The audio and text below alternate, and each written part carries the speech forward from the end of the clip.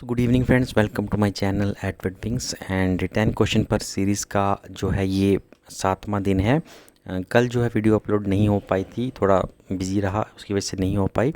आज जो है उसको अगेन इस सीरीज़ को कैरी करेंगे। आज के जो 10 इंपॉर्टेंट क्वेश्चन हैं वो आपको डिस्कस किए जाएंगे इस वीडियो में। एंड इसके अलावा जो है पहले जो 6 दिन की वीडियोस हैं उसके लिंक जो डिस्क्रिप्शन बॉक्स में मिल जाएंगे। उसके अलावा जो फुल लेंथ मॉक टेस्ट है उसका भी लिंक डिस्क्रिप्शन बॉक्स में मिल जाएगा, उसको भी जाकर जो है वो आप देख सकते हैं। ठीक है, आज के जो इंपॉर्टेंट 10 क्वेश्चन हैं वो हम डिस्कस करते हैं। स्टार्ट करते हैं पहले क्वेश्चन के साथ। पहला क्वेश्चन जो है वो आपको एलपीजी प्राइसिंग पर है। ठीक है, एलपीजी आप हर इंसान यूज़ करता होगा, लिक्विफाइड पेट्रोलियम गैस जो है इसकी फुल फॉर्म रहती है। आपको बताना है कि इसकी प्राइसिंग जो है, इसकी जो प्राइस रहता है वो किस किस चीज़ों के साथ जो है वो डिटरमाइन होता है। ठीक है, पहला ऑप्शन है आपका import parity price. Import parity price जो कि इंपोर्ट करते टाइम हमें कितना पैसा लग रहा है, तो बिल्कुल ये चीज़ जो है इफेक्ट रखती है कि क्योंकि आपको पता है गैस जो है भारत के अंदर इतनी प्रोडक्शन नहीं है लिक्विफाइड पेट्रोलियम गैस की कि हम यहीं से सब कुछ दे सकें। हमें बाहर से जो है वो चीज़ इंपोर्ट करनी पड़ती है जो एलपीजी है। तो उस देश में उसके कितने दाम हैं वो चीज़ डिटरमाइन करते हैं कि हमारे देश के अंदर इसके कितने प्राइस रहेंगे। ठीक है, दूसरा है करंट एक्सचेंज रेट। ठीक है, रुपी और डॉलर इसके बीच का जो करंट एक्सचेंज रेट है, क्या उससे उस चीज़ का प्रभावित पड़ता है? तो बिल्कुल पड़ता है। एक्सचेंज रेट देखिए, जैसे आज 1 रुपया 80 के बराबर है, तो हम जो बाहर से चीज़ ले रहे हैं तो वो बिल्कुल उसके लिए हमें ज़्यादा रुपये देने पड़ रहे हैं, जिसकी वजह से प्राइस भी जो है वो फ्लक्चुएट होता है। ठीक है, जिस दिन आपका एक्सचेंज रेट अच्छा रहता है, मान लीजिए $1 70 के आसपास आ गया, तो तब बाहर हमें ज़्यादा पैसे नहीं देने पड़ते, तो तब जो है प्राइस वो डाउन आ जाता है। तो ये चीज़ भी प्रभावित करती है। उसके बाद आपकी जीएसटी जो है, बिल्कुल ऑफ कोर्स जीएसटी जितना लगेगा उतना महंगा होगा। एंड आखिर में है आपका इनलैंड फ्रीट। ठीक है, इनलैंड फ्रीट जो कि बाहर से अपने अपने देश में तो इंपोर्ट कर दिया, अपने देश से लेकर कंज्यूमर तक जो आपने ट्रांसपोर्ट करना है, तो उसका भी जो है चार्जेस इंक्लूड करके ही आपका जो है प्राइसिंग जो है फाइनल वो डिसाइड की जाती है। तो चारों ही चीज़ें लगती हैं। 1 2 3 4 इज़ द राइट आंसर। उसके बाद आप आगे चलो तो क्वेश्चन नंबर 2 जो है वो आपका ऑयल सीड्स क्रॉप पर है। ऑयल सीड्स क्रॉप जो हैं एडिबल, जो ऑयल हम यूज़ करते हैं इसके रिलेटेड जो हैं, इसकी जो क्रॉप्स होती है उसको लेकर है। पहला स्टेटमेंट है कि 50% of total oil seed area is confined to irrigation farming. ठीक है, कि भारत में जो होती है आपकी ऑयल सीड्स की फार्मिंग होती है, उसमें से 50% एरिया जो है वो इरिगेशन पर डिपेंड है। तो ये स्टेटमेंट गलत है। 50 नहीं, आपका लगभग 72% एरिया, 72% एरिया जो है वो इरिगेशन पर डिपेंड है, जहाँ पर ऑयल सीड्स लगती हैं। उसके बाद आपका दूसरा स्टेटमेंट है कि soybean accounts for maximum oil seed production. की सोयाबीन जो है ये मैक्सिमम सबसे ज़्यादा जो है जितनी भी ऑयल सीड्स के, आपको तो काफ़ी सारी ऑयल सीड क्रॉप है आपके पास। ग्राउंड नट है, कस्टर्ड केस्टर है, आपके पास रैप सीड है, मस्टर्ड वगैरह, अलग अलग बहुत सारी आपके पास ऑयल सीड्स क्रॉप्स हैं।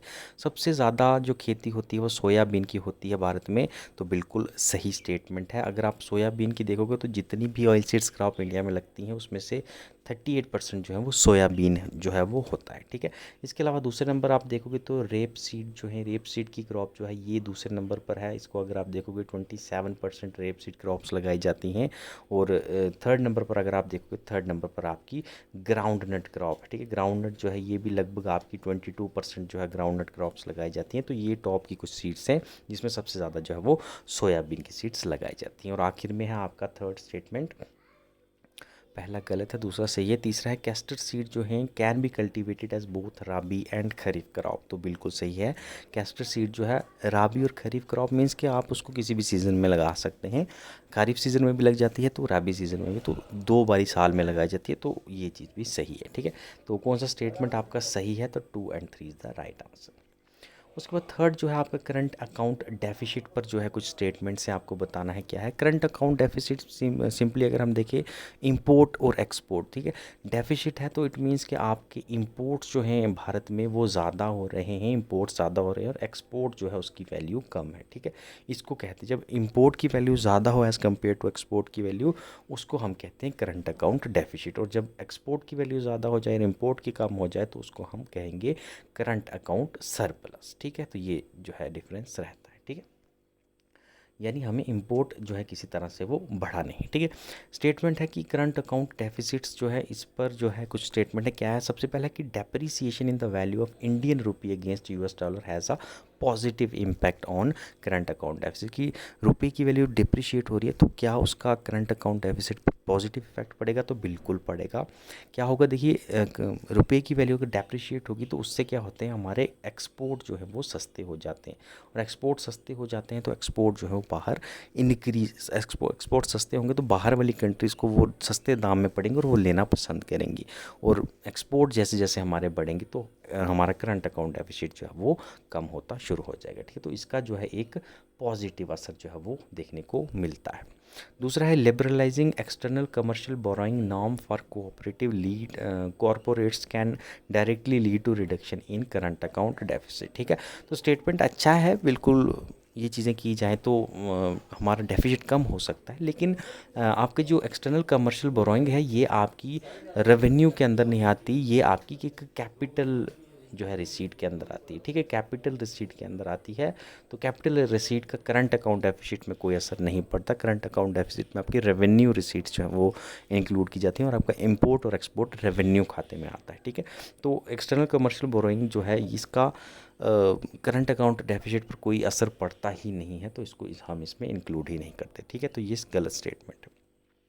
तीसरा है insurance paid on Indian export are included अंदर invisible while calculating the current account deficit. ठीक है, तो इनविजिबल्स वो चीज़ें जो कि आपको पैसा तो दे रही हैं लेकिन दिखती नहीं है। ठीक है, सर्विसेज की बात कर लें हम, सर्विसेज जो हैं ये आपकी इनविजिबल्स के अंदर आती हैं, और इंश्योरेंस जो है ये एक सर्विस ही होती है। ठीक है, तो इंश्योरेंस को जब हम इंक्लूड कर रहे होते हैं तो उसको हम इनविजिबल्स में काउंट करते हैं, तो ये सही स्टेटमेंट है। इसके अलावा आप रेमिटेंसेज अगर आप देखोगे, रेमिटेंसेज जो बाहर से हमें आती हैं, जो लोग बाहर होते हैं भारत से वो रेमिटेंसेज इंडिया में भेजते हैं, उसको भी इनविजिबल के अंदर इंक्लूड किया जाता है। ठीक है, तो इंश्योरेंस भी और इनविजिबल भी। ठीक है, और आपकी आखिरी स्टेटमेंट है, पहली सही है, दूसरी गलत है, तीसरी सही है।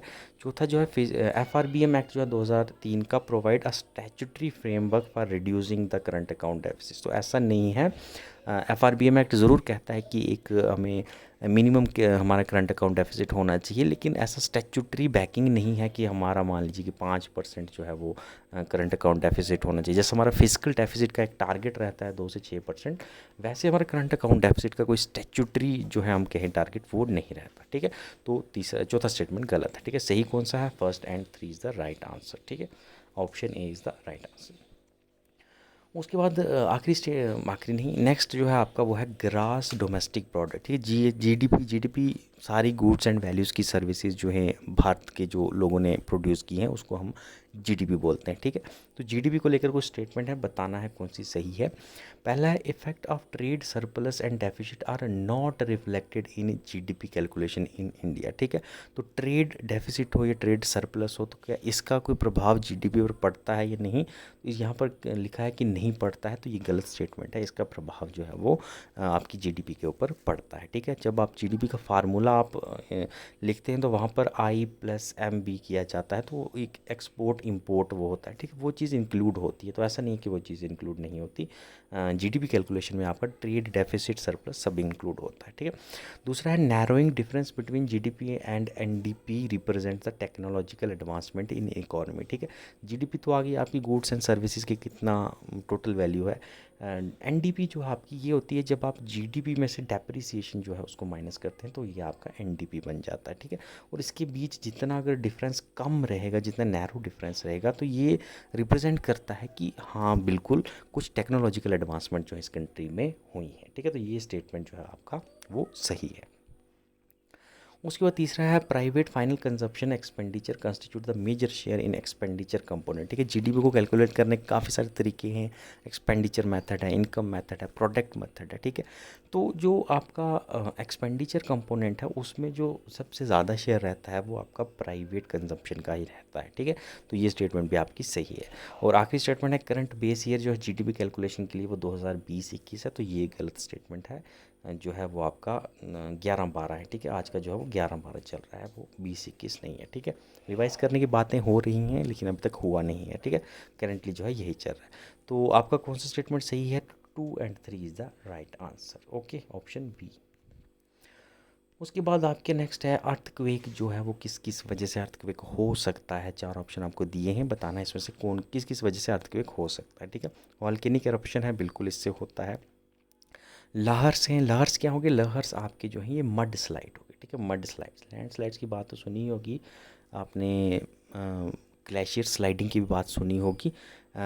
लहर जो है ये मड स्लाइड्स होते हैं, तो इसकी वजह से भी अर्थक्वेक होता है। लैंड स्लाइड्स जो है इनकी वजह से भी होता है। लिक्विफैक्शन जो है, ये लिक्विफैक्शन होता है ग्राउंड में, जब ग्राउंड वाटर और सॉइल जो है ये मिक्स हो जाते हैं, हम एक दलदली सिचुएशन बन जाती है। अंडरग्राउंड की ही बात करेंगे, दलदली सिचुएशन हो जाती है, तो उसके ऊपर जो मिट्टी रहती है फिर वो उसकी पकड़ उतनी नहीं रह पाती, वो ढीली ढाली मिट्टी हो जाती है, तो उसके ऊपर जो है कुछ भी चीज़ अच्छी तरीके से आप बना नहीं सकोगे, तो उसकी वजह से भी फिर जो है वो अर्थक्वेक के चांसेस रहते हैं, ठीक है। लिक्विफैक्शन जो है ये भी अर्थक्वेक का कारण बनती है, ठीक है। तो 1 2 3 4 चारों ही इसके आंसर हैं। नेक्स्ट आपका ओशन करंट्स को लेकर कुछ स्टेटमेंट है, आपको बताना है कौन सी स्टेटमेंट जो है वो सही है। पहली स्टेटमेंट है Kuroshio current is cold current running from Taiwan to Bering strait, ठीक है। कुरोशियो करंट के बारे में आपने सुना होगा, स्टेटमेंट गलत है क्योंकि ये कोल्ड करंट नहीं है, ये एक वार्म करंट है। बाकी स्टेटमेंट सही है, ताइवान से बीरिंग स्टेट की तरफ चलती है, ठीक है। वार्म करंट कौन सी होती है, देखिए बेटा ये इक्वेटर है आपका, यहाँ पर आपका पोल है, नॉर्थ पोल है, ये आपका साउथ पोल है। मान लीजिए जो करंट इक्वेटर से ऊपर पोल की तरफ या इक्वेटर से नीचे पोल की तरफ चलती है वो आपकी वार्म करंट होती है, ठीक है। और जो आपकी पोल से नीचे इक्वेटर की तरफ चलती है या साउथ पोल से इक्वेटर की तरफ चलती है वो आपकी कोल्ड करंट रहती है, ठीक है। तो ये डिफरेंस है कोल्ड करंट और उसके बीच में।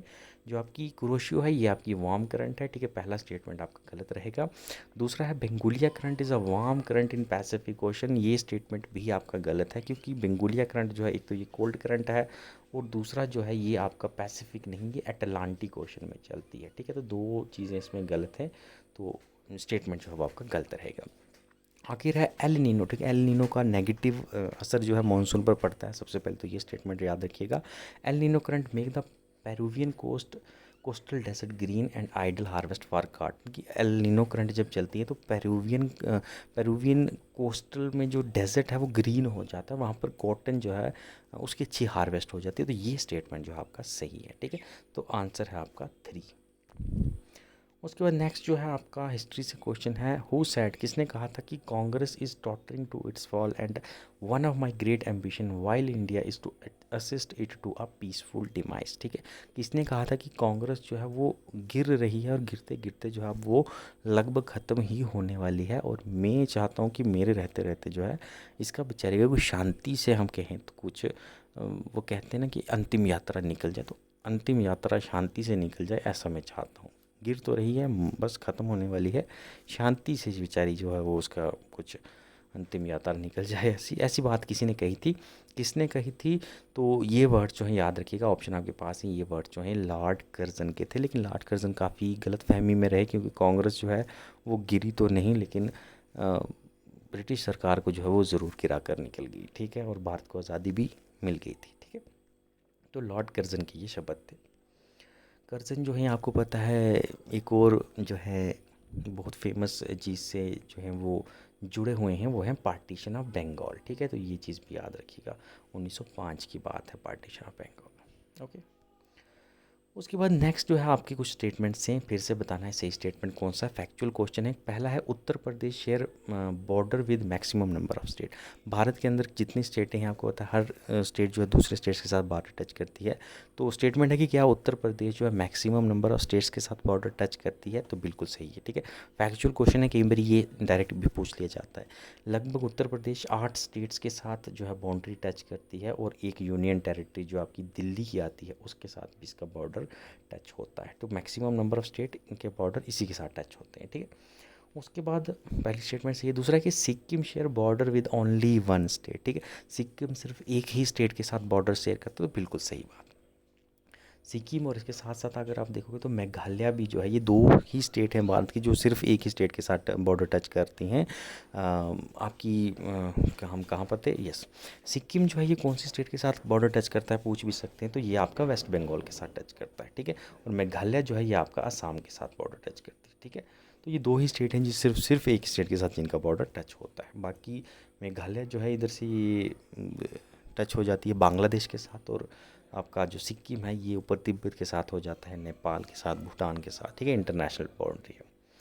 तो दूसरा स्टेटमेंट जो आपका सही है। तीसरा है Assam share its boundary with 6 state only, ठीक है। तो आसाम जो है क्या 6 ही स्टेट के साथ जो है बाउंड्री टच करता है, तो ये गलत स्टेटमेंट है। आसाम जो है वो 7 स्टेट्स के साथ बाउंड्री टच करता है। 6 स्टेट तो इसकी जो अपनी नॉर्थ ईस्ट की बाकी बची हुई 6 स्टेट्स हैं उन सब के साथ, और एक ये पीछे से जो है वेस्ट बंगाल के साथ भी टच में होता है, ठीक है। सिलीगुड़ी कॉरिडोर है, आपको पता है, वहाँ पर वेस्ट बंगाल और असम जुड़ते हैं। तो टोटल जो है ये 7 स्टेट्स के साथ जो टच करता है। तो कौन सा स्टेटमेंट जो है वो सही है, तो पहला और दूसरा सही है, ठीक है। उसके बाद क्वेश्चन नंबर 9 है कि न्यूज़पेपर दिया गया है आपको, इंडियन मिरर न्यूज़पेपर है। इंडियन मिरर नाम का न्यूज़पेपर किसने स्टार्ट किया था, तो ये थे आपके द्वारकानाथ टैगोर, इन्होंने स्टार्ट किया था इंडियन मिरर न्यूज़पेपर, ओके। और आज का आखिरी क्वेश्चन है वो है which among the following was the first Bengali monthly magazine, की पहली बंगाली मंथली मैगजीन कौन सी थी, ठीक है। मंथली मैगजीन की बात हो रही, पहला बंगाल का न्यूज़पेपर नहीं पूछा जा रहा है। मंथली मैगजीन जो है बंगाल की वो कौन सी थी पहली, तो वो थी आपकी दिग्दर्शना, याद रखिएगा, ठीक है। तो आज की वीडियो में इतना ही है, बाकी आगे भी मिलते ही रहेंगे। Thank you.